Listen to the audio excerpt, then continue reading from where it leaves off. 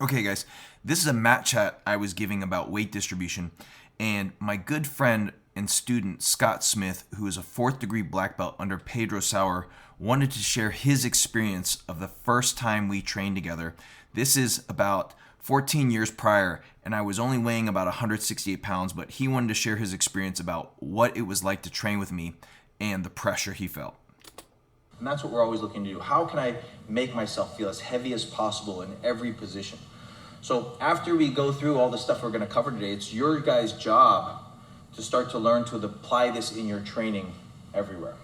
And the cool thing is not only can we do it from on top, in our top positions, but we'll be able to do it from the bottom as well. Okay, so we'll talk about that towards the end. Henry, can I say something? This is the position that you did to me. I was a black belt at the time. I'd never been tapped by pressure. And I've rolled with some big dudes, like Big Patrick there and all that. I had never felt that in my life. When he did this exact move, what he just showed, I went into a panic. I couldn't get out. I'm like, oh my gosh, this was unbelievable. I went to a total scream and I flailed like a dead fish. And then he looked at me and said, I ain't tapped you yet. And I couldn't breathe. So it's like drowning on dry land. So it was just like a feeling. I never forgot that. Never that ever happened to me, nor have I ever forgotten that to this day. And that was about 14 years ago. So I'm telling you, man, it is just insane when you catch somebody with it. Yeah, it's traumatizing. And right now, what happens is...